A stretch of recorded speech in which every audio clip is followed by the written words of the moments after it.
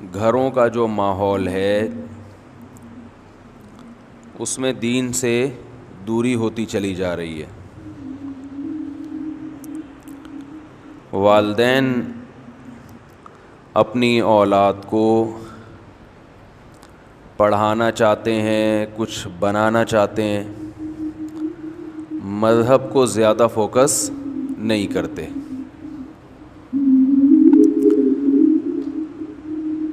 زور اس پر زیادہ ہے کہ یہ کچھ بن جائے, کچھ عزت حاصل کر لے, کچھ کمانے کے قابل بن جائے.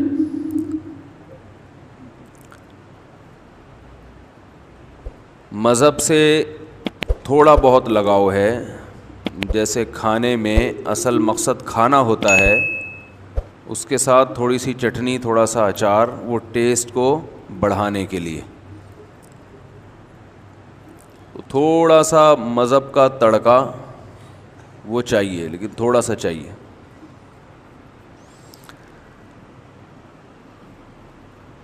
اس کی وجہ سے گھروں میں جو ایک روحانیت کا ماحول ہے وہ آہستہ آہستہ ختم ہو رہا ہے. اسکولوں کا, کالجز کا, یونیورسٹیوں کا جو حال ہے وہ آپ کے سامنے ہے. اس میں تربیت کا تو سوال ہی پیدا نہیں ہوتا. تربیت کے کچھ بنیادی اصول تھے, وہ اصول ہی چینج کر دیے. بڑوں کو سکھایا جا رہا ہے کہ چھوٹوں کا ادب کرو, شفقت نہیں بلکہ باقاعدہ ادب کرو. چھوٹوں پہ کوئی ذمہ داری نہیں ہے کہ اس نے بڑے سے کیسے بات کرنی ہے. ماتحتوں کو سکھایا جا رہا ہے کہ اپنے بڑوں سے بغاوت کرو, اور اس بغاوت کا نام آزادی.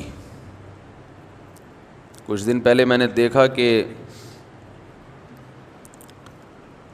کسی نے اپنے چھوٹے بچے پہ ہاتھ اٹھایا, تو اس پر بات چلنا شروع, میں پورا واقعہ بیان نہیں کروں گا, کسی کی توجہ اس طرف نہ چلی جائے. تو اس پر بحث چلنا شروع ہو گئی کہ بچوں کے جو حقوق ہیں ان حقوق کا تقاضا یہ ہے کہ بچوں پہ سختی نہ کی جائے. اور پھر مثال دینے لگے کہ ان دوسرے ملکوں میں بچوں کے ساتھ کتنی بچوں کو عزت دی جاتی ہے.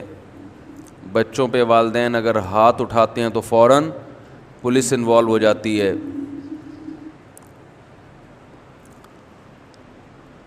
تو ہم لوگ بہت ساری چیزیں یورپ سے لے رہے ہیں, مغرب سے لے رہے ہیں, آنکھیں بند کر کے.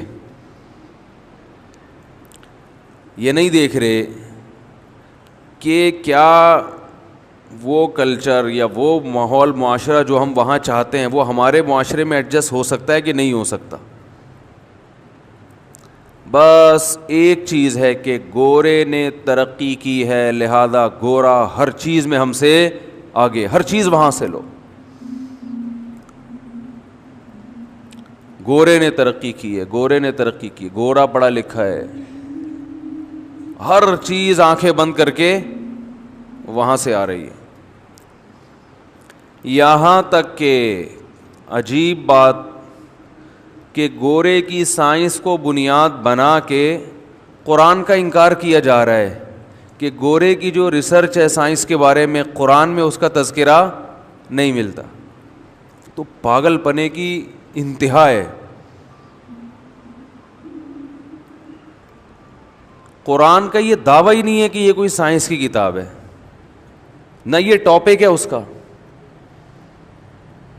قرآن میں ڈائناسورس کا ذکر کیوں نہیں ہے, قرآن میں یہ کیوں نہیں ہے, یہ کیوں نہیں ہے, جو اب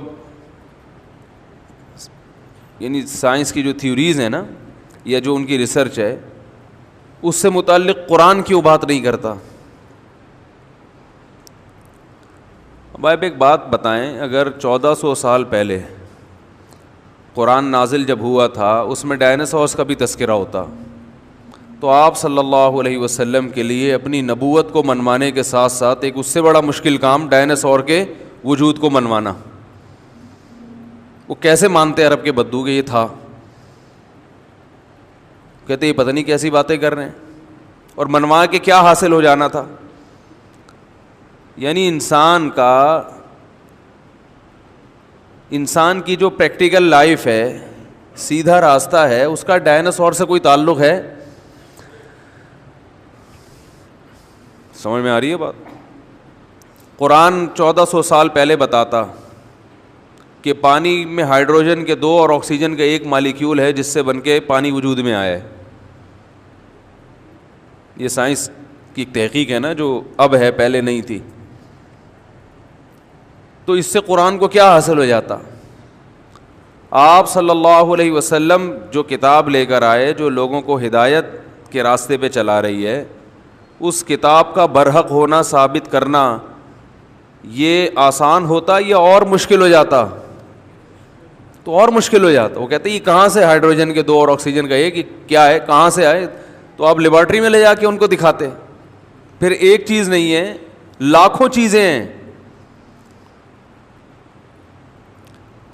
جب انسان پاگل ہوتا ہے نا، جب کسی کی مخالفت اور ضد پہ اڑ جائے تو اکثر لوگ اعتدال کا راستہ چھوڑ دیتے ہیں.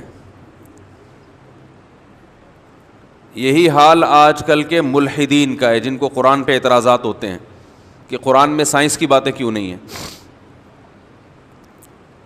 یہ موضوع سے میں ہٹ رہا ہوں، لیکن ایک بات، قیام و طعام تو چلتا ہے نا راستے میں.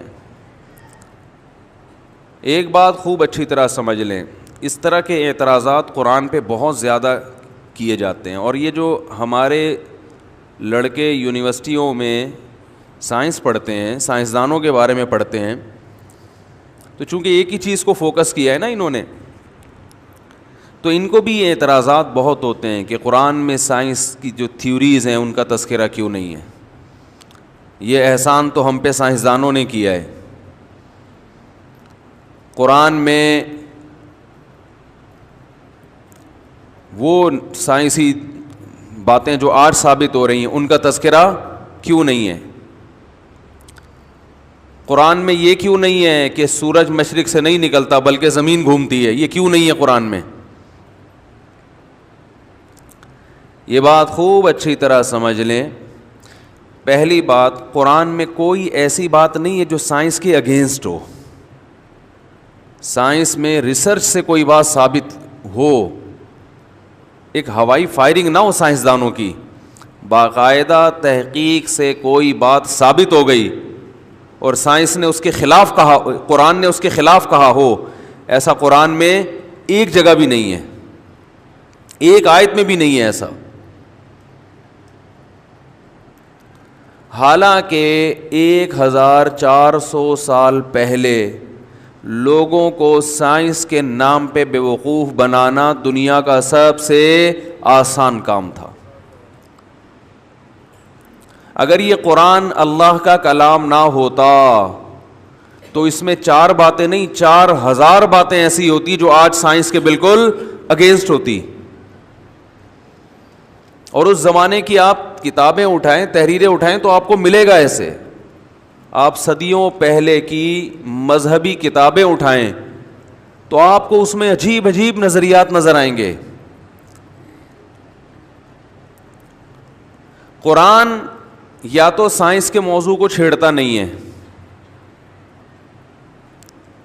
یا قرآن سائنس کی ایسی بات کرتا ہے کہ سائنس اس کے اگینسٹ نہیں ہے. ہاں، سائنس اس بارے میں خاموش ضرور ہے. سائنس اس بارے میں کیا ہے؟ خاموش ہے، وہاں تک ریسرچ نہیں ہے. مثال کے طور پہ قرآن 7 مضبوط آسمانوں کا تذکرہ کرتا ہے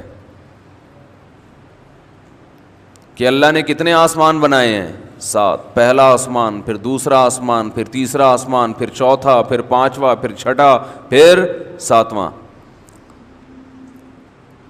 اب اگر کوئی سائنسدان کہے کہ ہم نے تو تحقیق کی ہے کوئی 7 آسمان نہیں ہے، تو یہ تحقیق جب ہو سکتی ہے جب آپ پوری کائنات کا وزٹ کر کے بولو بھائی آ گئے. یہ جب ہو سکتی ہے. ایک شخص دعویٰ کرے کہ اس دنیا میں ایک جنگل ایسا ہے جہاں آگ لگ جاتی ہے گرمیوں میں. آسٹریلیا میں ہوتا ہے نا, اور اتنی زیادہ آگ لگی تھی کہ وہ پورا ایک لندن جیسا شہر کے بقدر رقبہ جو ہے وہ جل کے خاکستر ہو گیا. یہاں ایک آدمی دعویٰ کرے تو میں نے تو نہیں دیکھا, یہ ایسی کوئی تحقیق نہیں ہے, تو اسے کہا جائے گا کہ آپ گئے کہاں تک ہیں دنیا میں, آپ نے ٹریولنگ کہاں تک کی ہے؟ کہ میں انڈا موڑ پہ چائے پی کے آیا ہوں, انڈا موڑ تک میں بنفس نفیس گیا ہوں, راستے میں کوئی درخت بھی مجھے نظر نہیں آیا جس میں آگ لگی ہوئی ہو, نہ اس کے کوئی اثرات نظر آئے. تو ہم کہیں گے بھائی جنگل میں آگ کا لگ جانا یہ جب ضروری ہے جب اس پہ تحقیق کے دعوے دار آپ اس وقت ہو سکتے ہو جب آپ یہ کہو کہ دنیا کا کوئی جنگل ایسا نہیں ہے جو میں نے دیکھا نہ ہو, اور میں نے تو نہیں دیکھا کہ کہیں آگ لگی ہو. سائنس نے یہ کب دعویٰ کیا ہے کہ کائنات کا وزٹ کر کے وہ واپس آ چکے ہیں؟ جو تحقیقات اب تک ہوئی ہیں نا, سائنسدان اس کا خود اعتراف کرتے ہیں کہ یہ کائنات میں ابھی ہم نے اتنا وزٹ کیا ہے جیسے کوئی انڈا موڑ پہ چائے پی کے آ جائے. ابھی تو آگے صدر, لانڈی, اور پھر حیدرآباد, اور پھر انڈیا, اور پھر اس کے آگے کے ممالک, اور اتنی بڑی دنیا پڑی ہوئی ہے, اس کے بارے میں تو سائنس خاموش ہے. تو قرآن نے یہ تھوڑی کہا کہ یہ پہلا آسمان ہے, اس کے بعد فوراً گندے نالے سے لیفٹ ٹرن مارو گے, تھوڑا آگے جاؤ گے دوسرا آسمان نظر آئے گا, پھر تھوڑا گولی مار سے سیدھا ٹرن مارو گے تو کون سا آسمان نظر آئے گا؟ تیسرا آسمان. آپ W11 پہ بیٹھ کے ہمیں آسمان پہ پہنچا رہے ہو یار. ایسے آسمان پہ تو ہمارے چرسی اور ہیروئنچی بھی نہیں گئے. ہیروئنچی بھی ہر وقت آسمان پہ رہتا ہے نا, لیکن وہ بھی اتنے بلندی کا دعویٰ اس نے بھی ابھی تک نہیں کیا, حالانکہ وہ چرس پی کے, ہیروئن پی کے دعوے کر رہا ہوتا ہے. تو قرآن سے صاف طور پر پتہ چلتا ہے کہ اللہ نے 7 مضبوط آسمان بنائے, اور اس میں سائنس کی کہیں نفی نہیں ہے. خاموش ہے سائنس اس بارے میں. یہ دعویٰ کرنا, دیکھو بہت سی چیزوں کے ہونے کا تو دعویٰ کیا جا سکتا ہے, نہ ہونے کا دعویٰ ممکن ہی نہیں ہے. عدالت کیس ہی خارج کر دے گی. سمجھ میں آ رہی ہے بات؟ کہ بہت سی چیزیں ایسی ہیں جن میں نہ ہونے کا دعویٰ سنا ہی نہیں جاتا. مثال کے طور پر ستار بھائی نے وسیم بھائی کو 1 لاکھ روپے قرضہ دیا. قرضہ کس نے دیا؟ بولے نا, وسیم بھائی کو 1 لاکھ روپے قرضہ دیا.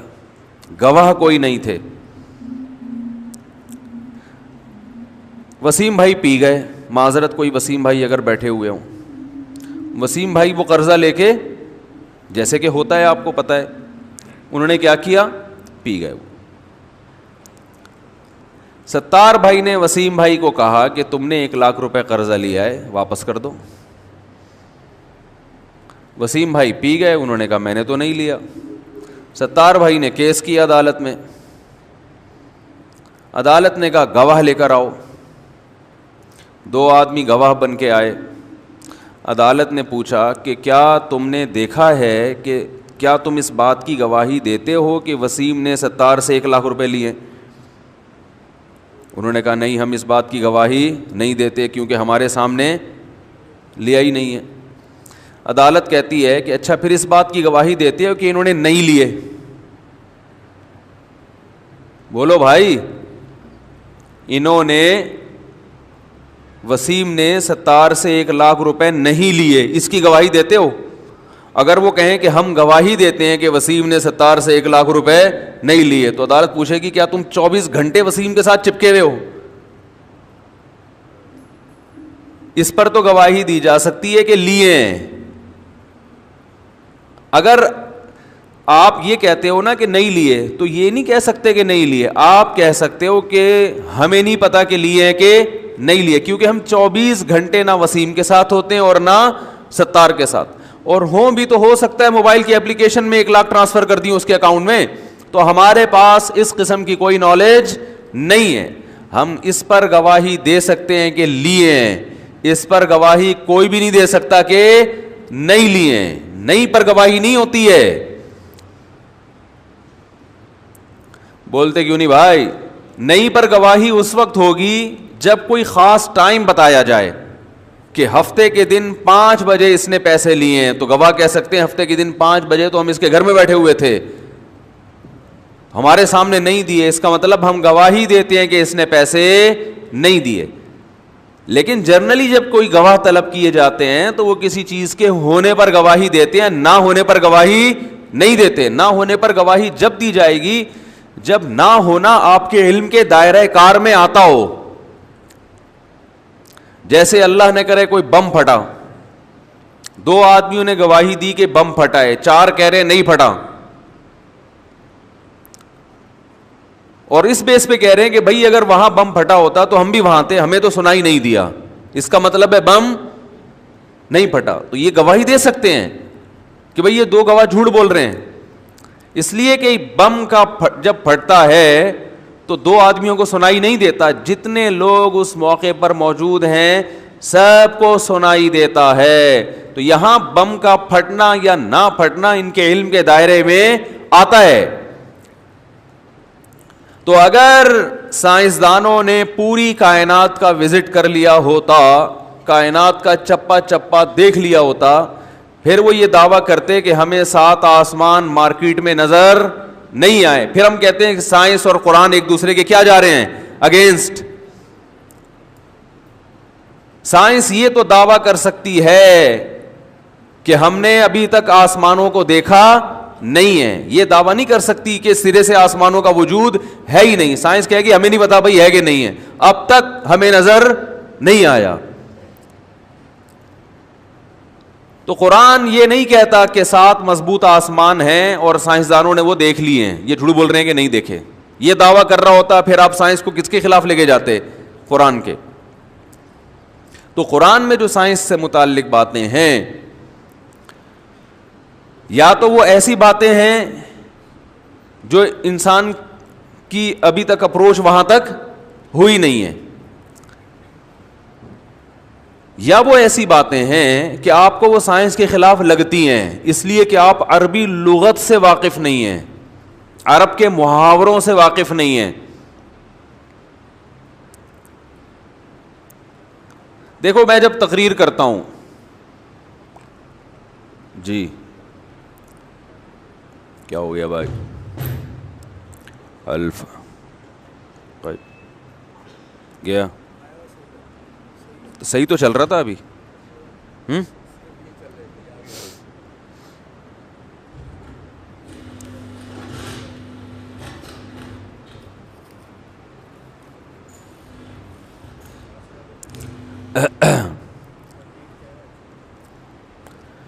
اللہ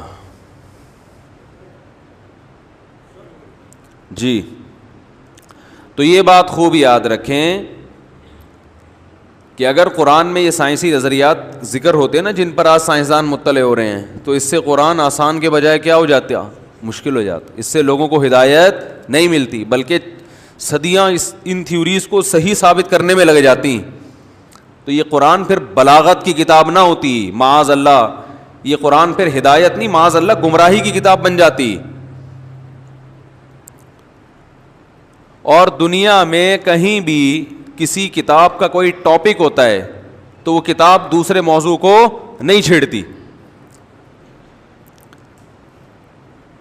دیکھو لا قوانین جہاں بھی لکھے ہوئے ہوتے ہیں, آپ کسی وکیل سے پوچھیں کہ جو لا کی کتاب کوئی لا کے دو مجھے جس میں قانون لکھا ہوا ہو, آئلی قوانین, فوجداری قوانین, اس کتاب میں کہیں ایک جگہ پہ پانی کا فارمولا دکھا دیں.